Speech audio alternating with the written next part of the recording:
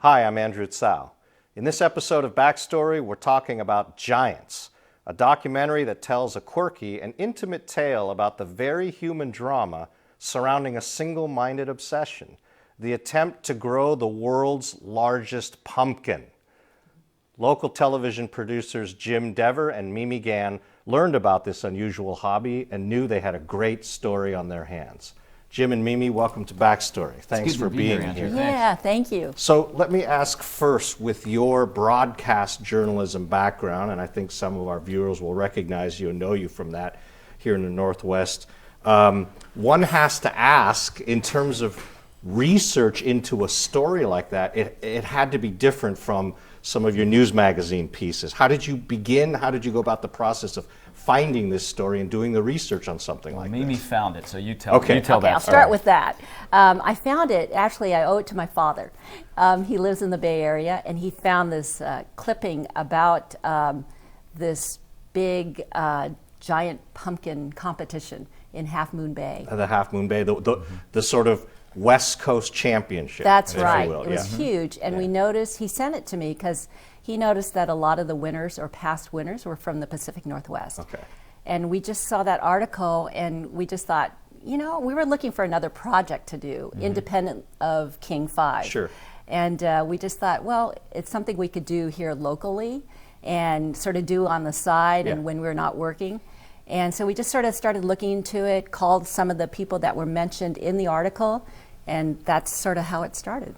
Yeah. So then at some point you must have gone out and encountered this subject matter firsthand. Right. Well, right away we had a meeting with Joel Holland, who ends up being sort of the protagonist of the film. Yeah. And Joel is a very humble, in many ways soft-spoken guy. You're not going to get the whole story from him all at once. But that was the fun of it, because he's also one of these onions. You can peel back the layers. Right. And we spent a lot of time, really got to know him and the other growers bit by bit, and just sort of infiltrated their lives in these way-offs.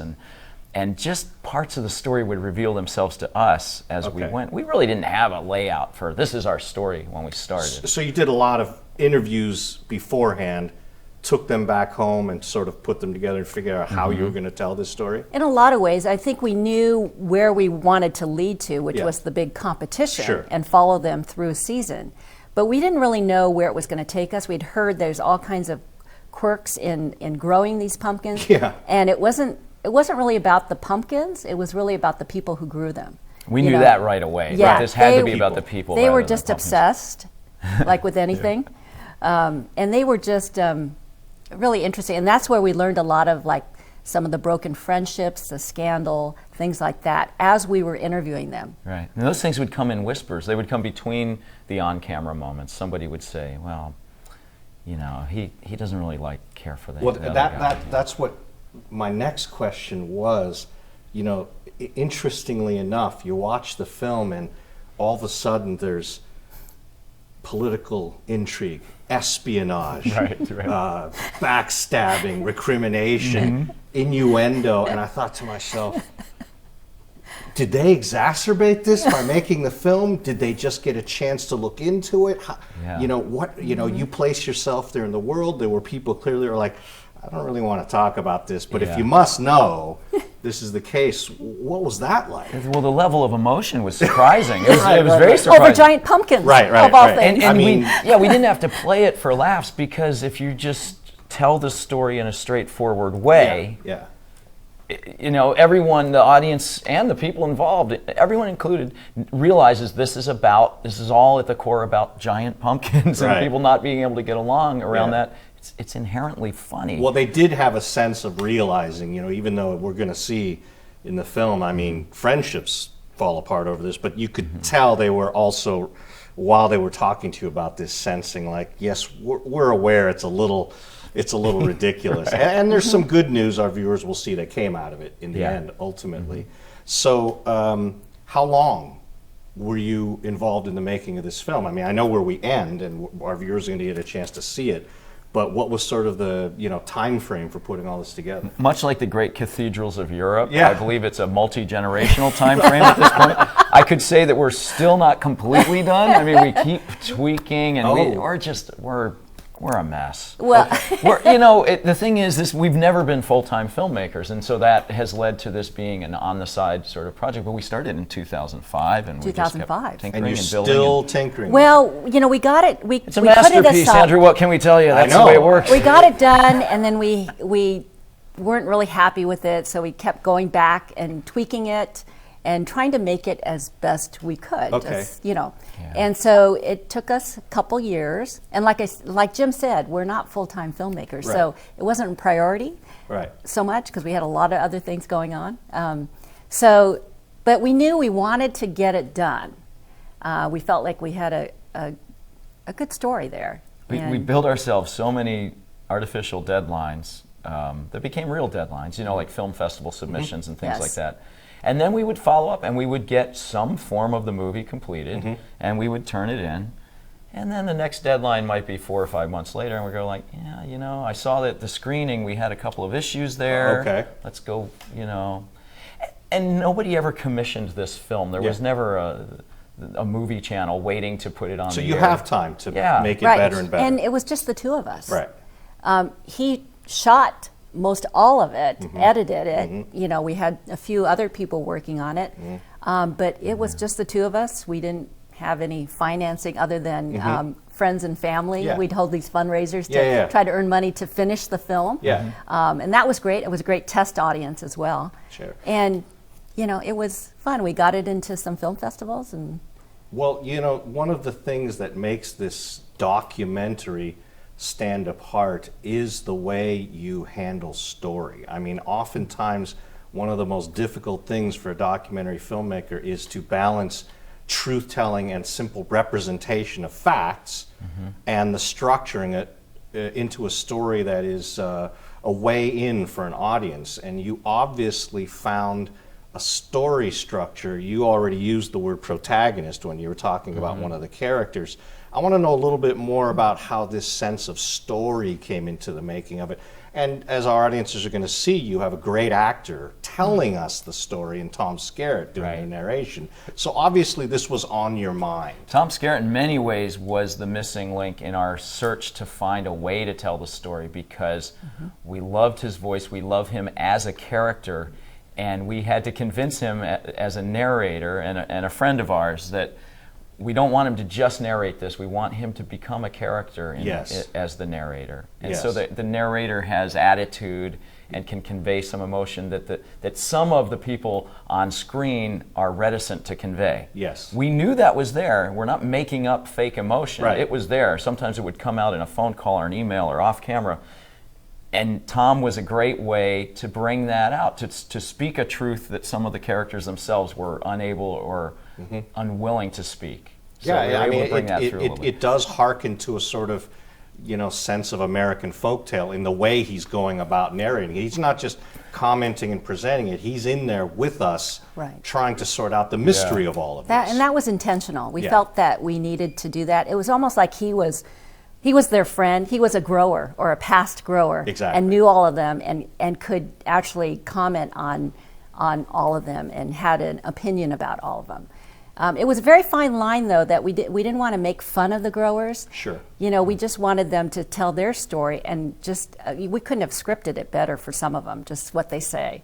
You know, so, and story, getting back to this whole story, I think for both of us, we're trained in storytelling just from our previous jobs, telling a story, beginning, middle, and end. And I think that's essential for any kind of film or documentary is telling a good story. You don't need all these bells and whistles. If you can have all that. If you don't have a good story and can tell it well, or fairly well, then you know you really don't have much. And in your case, in the beginning, we started talking about how this came about, and you knew in some way the end because we're talking about the West Coast competition at Half Moon Bay. You knew where it was going to arrive. So for both of you, structuring the story was really going back and figuring out how do we begin and what happens then. And I'm going to presume that the main characters, if you will, since we're looking at it this way, sort of just emerged from the research we were talking about. You mentioned one of the heroes of pumpkin growing here in the Northwest, but then you also found others as well. Did one lead you to the other? Was this, once one immerses in the community, does it become obvious? I mean, there's a woman who plays a central role as a grower in here. I was fascinated by her character. How did you meet her? I believe you're talking about Geneva Emmons, yes. who is, she had the world record in yes. 2001, I believe it was. And everyone knows Geneva, so it was one of those kinds of things. Yeah, if you're going to talk to one grower, you're going to know about Geneva. Yeah. And then we would try to fill in some other spaces. Geneva was an obvious one. You had to talk to Geneva. Yeah, and people, they would just talk about the different growers and their different strengths. Yeah. And so I think we started out with more growers than we ended up with in the film. Some of them just didn't have a good season that year. Or a good story to tell. And they ended up being cut out. Yes. Did you hear about that? I think we will after this. Yeah, exactly. Because it's not like there isn't a pretty strong competitive edge going on. Right, no kidding. There may be a few who wish they were cut out. Okay. Though, yes, too, exactly. Right. Yeah, and we didn't pay them, so it's not like they were missing out on anything. So some of them were obvious choices, the characters that we definitely wanted to follow, had to follow almost, were compelled to, and then others were just people who filled in a great quirky niche, personality-wise. Rock and Shelley, the married couple, who are just fantastic on camera. They don't care if there's a camera there. Because we won't give that away. Yeah. We'll but that story, that story is a story in itself. That's hilarious. Okay. Here's a look at the trailer for Giants.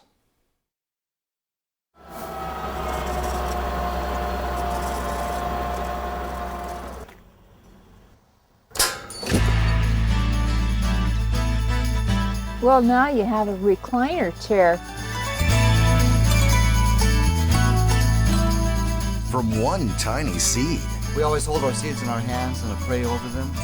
Giant hopes. I like to bless this plant and give her strength to run the race. Thank you, Jesus. Giant dreams. A habit, an addiction. Oh, baby, look at this. You just have to keep going. Giant schemes. Well, then the cheating started. We know that there might be some foul play. Where'd the water come from? From in the pumpkin.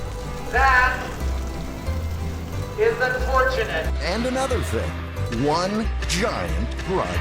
I just think that those guys feel they're better than we are. If he brings a pumpkin, I am not bringing a pumpkin. It's personalities, it's egos, it's all kinds of stuff.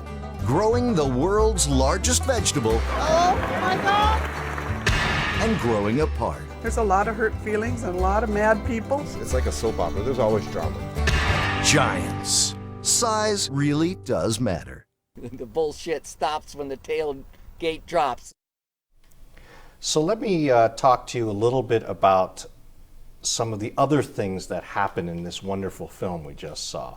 I mean, it's got a wonderful sort of tension as a story, and you wonder who's going to win. But as I watched the film, something else emerged. I noticed that you went ahead and included content that dealt with some pretty big issues: God, family, marriage, friendship, as they relate to this world, which led me to think, what is going on here? Is there a bigger metaphor that this film is really getting at? And as journalists, I'm sure I'm not saying anything unfamiliar to you. So can you address that a little bit? Yeah, I think to us it always seemed like the quintessential American story: bigger is better, right? And the tensions that the pursuit of that can create. And it happened. They might have been building cars. They might have been rock stars. It's all the same thing. They're all going for the top. They're all going for that brass ring. And you want to know, what is it that pushes people? We were looking for, like with the God issue, we were looking for some kind of uniform. We were looking for something in common on that God issue. But there wasn't. No, people had different reasons. Exactly. Very personal reasons, religious reasons, reasons that had to do with their sense of their standing in community. Every one of them had their own reason why this became an obsession. But I got to ask, at some point you must have said to them, why bigger? Yeah. Well, I think or why the best? Or is bigger the best? Right. Like that's the other question I thought is like, what about just best? I mean, what instead of larger? And there are some people like Geneva who She's going for the biggest, no question about it. Okay. But she really appreciates a beautiful orange. The aesthetic, right? Right, exactly. Pumpkin, But to them, having the biggest means they're the best in the world. Okay, and Do you know now what I we're mean? getting back to the Right. quintessential American idea. Well, Yeah. maybe not anymore, but I mean, we are the land of the SUV, right? Yeah, Yes, I mean, exactly. we Bigger is certainly better. know about that, right? And so know. that becomes part of our cultural heritage. But going along with that, I'm going to even go a step further and say, wow, there's a moment in the film where the question of what is a pumpkin, is a squash a pumpkin? All of a sudden I'm going, oh my God, this film about pumpkins is becoming a film about race in America. Wow, I hadn't put that one together. Do you know what I but mean? I that's- suddenly went like, You're kind of right. Yeah. the squash can't pass as a pumpkin because of its color and what, Wow. and then I started to go on the internet and go, what is a pumpkin? Is it a squash? Is it a fruit? Is it a Yeah. vegetable? What's going on We didn't there? know how to do that either. It's a vegetable, It's a but vegetable. the actual pumpkin is referred to as a fruit. A fruit. They refer to it as Yeah, a fruit. it's Right. the fruit on the vine, but threw me off overall it's completely. kind of a Right. vegetable, so I Right. didn't know what to So call why it. can't it have a different color? Come on. I know. And Yeah. it's just a matter of how they wanted to interpret the rules. And basically, I think it came down to pumpkin was, you win more money, Okay. if, Yeah. if it's termed a pumpkin, and Okay. based on, and they wanted it pure. Yeah. Or, one side wanted pure There's orange. another American concept, though, the Right. capitalist, you win more money for a pumpkin than you do Yes. for a squash. For a Exactly. squash. Yeah. Right? And they allowed that squash to stay in, but there was a moment Yeah. where no one knew quite what to do. Right. Right. Right? It's also like that moment when the water comes leaking out Oh, yes. of the pumpkin. The Yes. tension there is palpable because it's as if everyone in the business goes, this doesn't happen, but they also decided to sort of let it happen. I mean, is there anything else that happened off camera there that Well- was like, There was a lot of tension off camera. It was. No one wanted to talk about it. yeah, of course. And we didn't want to, we don't know what happened with Yeah. the pumpkin, so Yeah. You showed it, but you didn't. we showed it, we brought up the question, Right, and then right, right. I hope we were very clear in Yeah, you saying were. that we don't really know. Yeah. And he was certainly not found guilty of anything. No. He never had been in the past. There was no reason to suspect he was guilty of doing anything. But it was more to illustrate the suspicions that go on in the pumpkin community between people there. There's a lot of talk about cheating. Yeah. There is a lot of talk about cheating. Not specifically that kind. There's all kinds of other people who've brought in how else pumpkins can and you patched cheat? the holes. If you have a hole that goes into the cavity of the pumpkin, Yeah. the pumpkin's no longer eligible to compete. right. So some people have been known to find putty, just the right color, and place it over there so they won't even find the hole. So now they have probe it. to scrutinize the pumpkin Right. top to bottom to make sure there isn't a patch. Right. Right. They do it with a flashlight. They have probes that they use to go into the hole to make sure it doesn't go all the way in. Yeah. And as the prize money goes up, the stakes get bigger. Of course. And everything starts to heighten. Now let's talk for a minute about Half Moon Bay.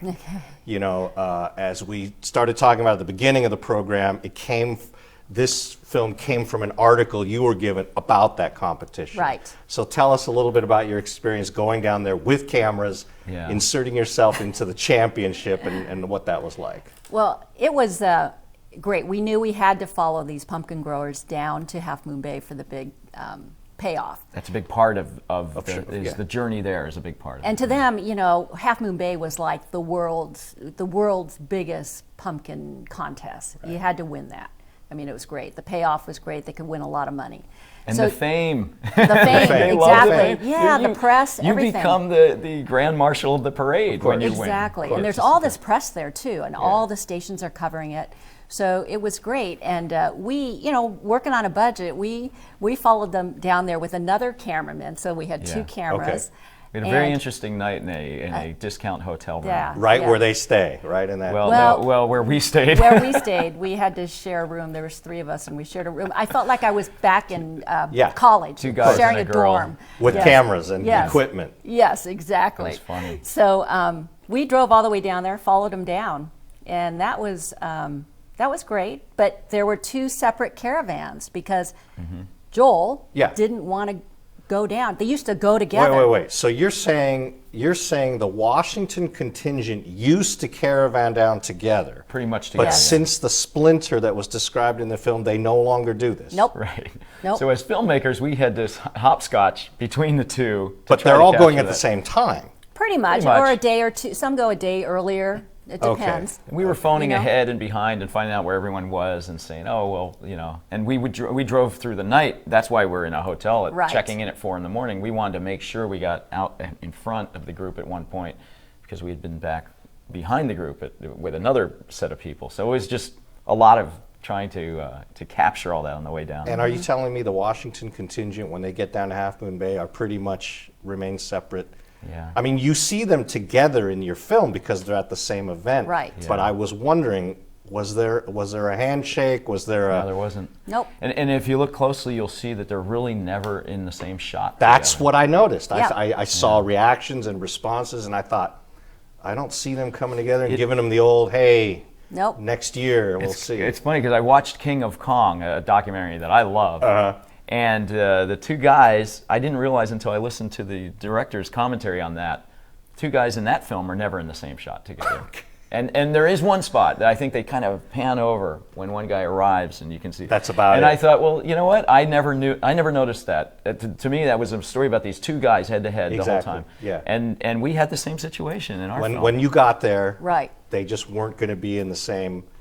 In fact, one viewer noticed when they saw the film, they noticed that Joel was always shooting the competition, right? Yes. And shooting the winners and all that. Right. Every time that Jack would be on stage or whatever, his camera would go down. Okay, so the film is telling the truth about a reality that's there, for better or for worse. Yeah. But tell us a little bit about the good news that I'm going to guess came out of the making of this documentary. There's a title at the end of the film that says, since then, the two associations have come back together and started to talk. But the two characters we're talking about were not at that meeting. That's right. What's going on there? Is this détente? Is it going to happen? No, it's not. I don't think it will ever happen. So. Maybe the two clubs will, Okay. but Jack and Joel will never come together. Yeah. Never. It makes practical sense for the two clubs to coordinate their efforts, at least in an amicable. They don't have to become one club, but just to know that, look, their way-offs won't be competing on the same weekends against each other. To have some coordination makes sense, and I think because of that, there is sort of a friendliness that's probably come back in, and I imagine there are some dual members who are members of both clubs again. Yeah. But the people at the core around which the whole fissure occurred probably have no reason to come back. We'll just have to wait and see. So one of the things about documentary is the bulk of them tend to take on subject in a very serious manner. Now, you're taking on a topic that is very serious to the people doing it, but you're not afraid to let the narrative take on a humorous and light context, which is kind of nice. You don't see that a lot in documentary. Was that something you knew before you went in, and you feel like is a tone of the way or an aesthetic you're working on? I think it sort of lends itself, the topic. It's not a very serious topic anyway, but I think we wanted to bring out that humor.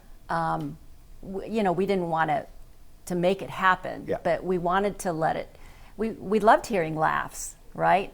And I think you don't find that too much in documentaries. Exactly. And him being, Mr. Humor too. So that's what. That's what made it fun to try something a little different and let people laugh, let them be entertained. Yeah.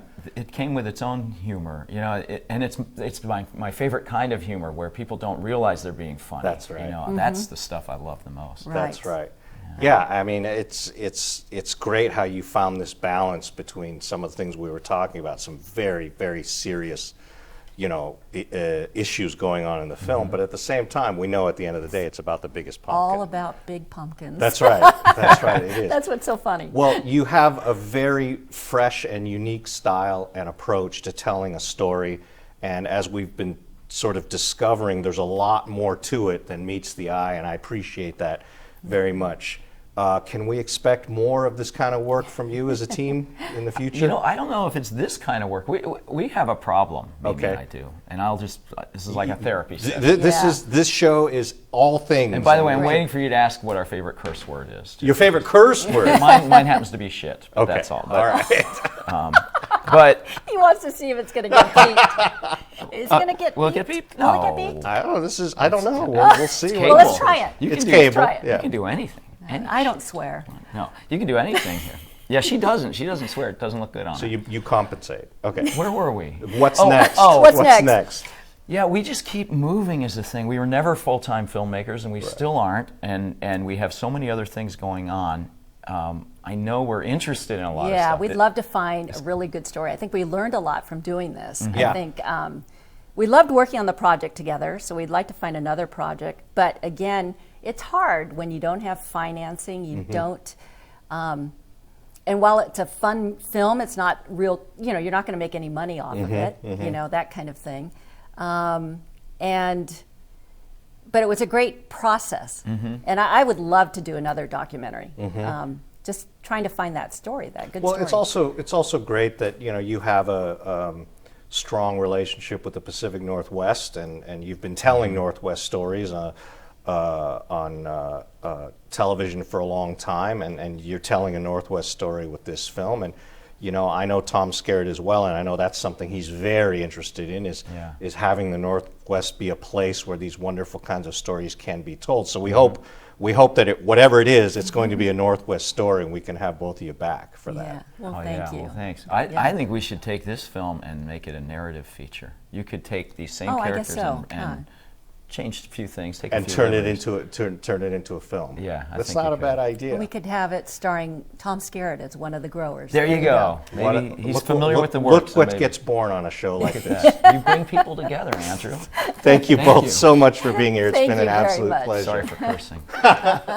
No, you're not. And thank you for watching Backstory. I'm Andrew Tsao, and I'll see you again behind the scenes.